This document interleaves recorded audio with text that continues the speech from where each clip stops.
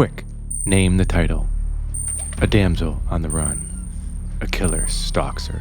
We were first introduced to her as she was, perhaps, getting ready for bed.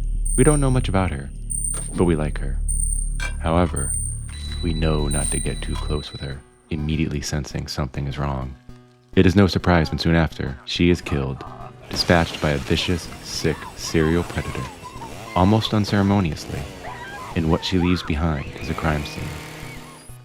A burnt-out, probably divorced and lovelorn detective is assigned to the case. We know immediately he, or she, is baggage-packed, and will be the lead in our story. The clock is ticking. The killer will kill again, and only our detective can stop him. But the killer is watching. We leave our detective a moment and enter the mind of the mentally unstable killer, who is either planning their next crime or stalking their next prey. A fractured, fragile man-child so obliterated by his mother, it has led him down this path of carnage.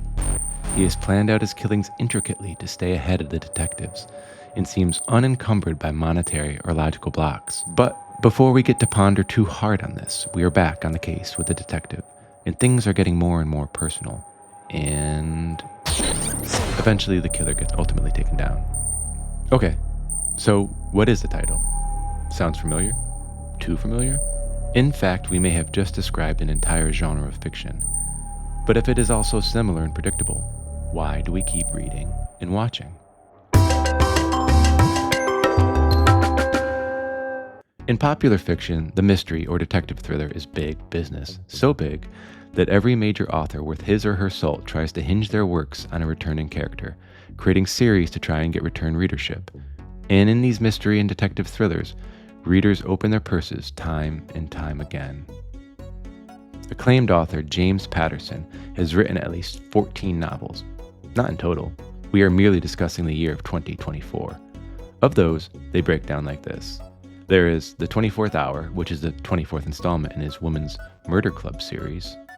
Tiger, surprisingly, a biography on Tiger Woods and admittedly an outlier. Eruption, a book based on an unfinished Michael Crichton manuscript. The First Gentleman, co-authored by Bill Clinton. One of the things Patterson has long done, and which has tremendously helped his productivity, is to make writing a team sport. Crosshairs, a thriller with Detective Michael Bennett, a character he created a series around. Holmes, Marple, and Poe, a crime story featuring 3 secretive detectives. The House of Cross, an Alex Cross thriller. Alex Cross is perhaps Patterson's most famous character. There are at least 35 Alex Cross books. As you may have noticed, Patterson is so prolific I veer away from giving concrete numbers of his output. Consider this. As of November 2024, the series had 32 main novels. And on it goes. Anyway, back to the rundown. He put out Missing Persons, a private novel, the 16th in the series. Murder Island, the second book in the Doc Savage series. Hard to Kill, a sequel to 12 Months to Live.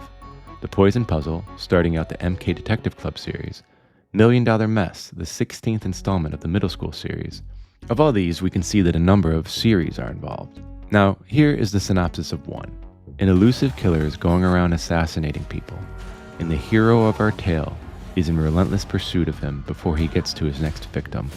Which am I describing? Trick question. It is the synopsis of at least 2. The first 2 I looked up. In one, Alex Cross is after a killer taking out Supreme Court members, and the next Michael Bennett is after a killer taking out people with a more elusive connection. Patterson's books have sold over 425 million copies worldwide, and they keep selling, meaning his audience is yet to get tired of these storylines, even if his characters must be getting burned out about getting involved in such similar situations over and over again. Admittedly, Patterson is an easy target to pick on because he is a publishing titan who clearly wears quantity over quality on his sleeve. I'm James Patterson. They say you get better with age. Well, Cross the Line is my 24th Alex Cross book, and it's terrible. He is the creator of Bookshots, quickly paced cinematic storytelling that ultimately amounts to catering to, well, as the New York Times put it when he started this venture in 2016, quote, James Patterson mostly doesn't write his books, and his new readers mostly don't read. Yet.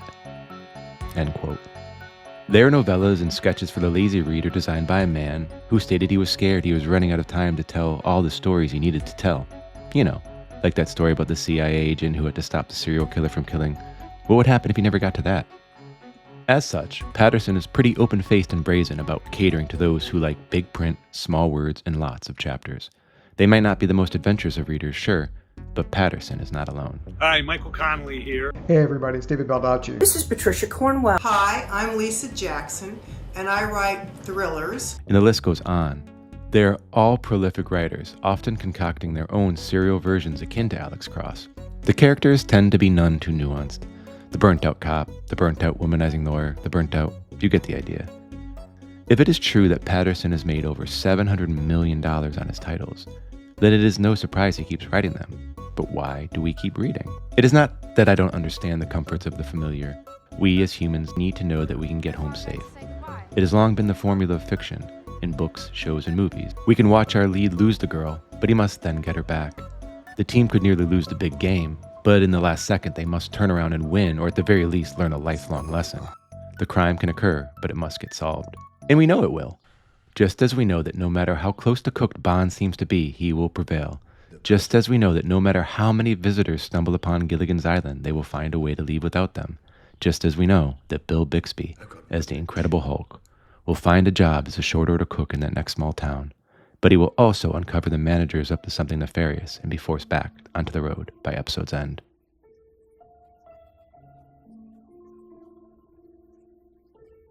Believe it or not, there have actually been numerous studies and theories investigating why this might be. The theory of comfort characters makes sense, like comfort food, like a friend or familiar space or that blanket that makes you feel nice.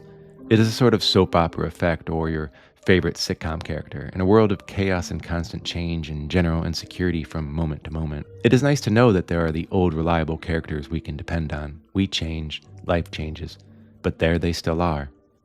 Comfort characters are the emotional pacifier for grown adults and traumatized teenagers alike, but something unique about them as a collective society is that we almost all have a comfort character. Whether it's a brooding vampire that's just one day away from biting the wrong person, they can be an emotional support crutch, life coaches, imaginary friends. Fictional characters that are our parasocial comfort character are basically the fictional characters that get us through every mind-numbing day at the office.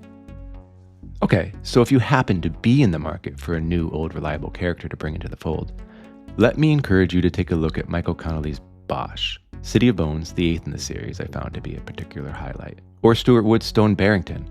His novels can be a bit reductive and soapy. Try to compile a list of the numbers of female characters he doesn't sleep with versus does, for instance. But they are all clippy and fun. Douglas Preston in Lincoln Child's Pendergrast is also a fun character in which tales mix with crime and the supernatural. Oh, and if you were wondering, there are 24 Bosch novels, 66 Barrington novels, and 22 Pendergrast novels. Plenty of material to go around in even just these 3 characters that will fuel hours of reading. But why the tendency towards violence and crime? Why do we read and watch murders and violence? Why is there a Law and Order so specific it guarantees every week will be a sex crime case? This is murkier, as Lucy Worsley indicates in A Very British Murder. Murder's the darkest and most despicable crime of all, and yet we're attracted to it. Grisly crimes like these would appall us if we encountered them in real life. But something happens when they're turned into stories and safely placed between the covers of a book. Agatha Christie described mystery fiction as complete relaxation, an escape from the realism of everyday life. But anybody who has read Murder on the Orient Express knows that the quaint perspectives and plots are a complete escape from anything real. But the idea of serial rapists and knife-wielding stalkers are not the stuff Christie's fiction was made of. Human nature has, however, always had a fascination with the dark and morbid, which may be an essay for another day. For now, we are looking for reasons we tend toward the familiar. And like comfort characters, there's also the mere exposure effect. The mere exposure effect is a psychological phenomenon by which we tend to like things merely because we are exposed to them. So simply exposing you to a random thing repeatedly makes you like it. And the same goes for pop songs, products, and people. Or what I call the Oscar Isaac effect. One day he wasn't there, merely lurking in the background in supporting roles. Then, suddenly with no Oscar nod or runaway hit, he seemed to be popping up in every major film. We just got so used to seeing him as a star that he eventually just became one. And being in Star Wars and Star Trek and everything else, he just became a face we got used to seeing. Not that he is not a good actor. He is quite a good one. but arguably without the stature and appeal of a tentpole matinee idol. And there seemed to be no performance or box office turnout that created him as a star.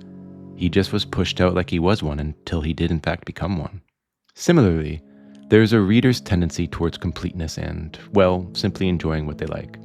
Same as when that hit film comes out. Naturally, if it goes down well, you tend to be willing to take a chance on a sequel, and another, until you aren't. And then dropping box office totals typically tell the producers to wane off. Except, rather than one filmic series following a fascinating detective, there's a cottage industry of prolific scribes who have latched onto their own and keep churning out books far too numerous to keep up with. Notice the majority of the titles discussed here are mysteries too. There are so many titles coming out each month in $10 trade paperback editions. Does one take a chance on a new writer or go to the guy who has entertained you in the past? After all, this new author may not be as good, but he will likely be similar. Which brings us to the education publishing conundrum, because online workshops abound, and they're all willing to sell aspiring authors the blueprint to narrative and characters and pacing and structure. But if we all use these, then won't the books be similar with varied, burnt-out protagonists? And why do these workshops sell? Because new authors need to get the attention of publishers, who, while they profess want new blood, tend to be risk-averse and want that thing that is similar to that other thing that sold well. However, as Patterson, Grisham, and Baldacci will tell you, we are the ultimate problem, because they have gotten rich writing what we buy. And ask Stephen King how hard it was for him to write outside his associated genre. While education and promotion encourage similar fare, they would have to change it up if we stopped buying. But maybe if the publishers occasionally took a chance, the readers might as well, and a new interest might be born. Regardless, the psychological reasons are real. We need our comfort characters and life is tough, so we dig the familiar. The money and time investment to start a new novel is real. And I am as guilty as anyone else as to latching onto a writer I connect to after sludging through many misses. So, the next time you crack open a book, ask yourself, do you want to be taken on a new adventure? Or are you looking to escape the world into something familiar and reliable? And do you still want to follow this CIA agent's adventures? Or has he just become such a familiar relationship and you are afraid of what else is out there? It's okay either way. I'm going to think about that while Dean Koontz talks to me about this killer man-child with mommy issues that can only be stopped by an average Joe with a lovable pet who just so happens to have somehow latched onto the most physically beautiful woman despite his appearance. Do you know the title of that one? Hey Tongalers, thanks for watching. Remember to like and subscribe for more exclusive Tongal content. And if you're a creator, be sure to visit the Tongal website at tongal.com for some exciting opportunities.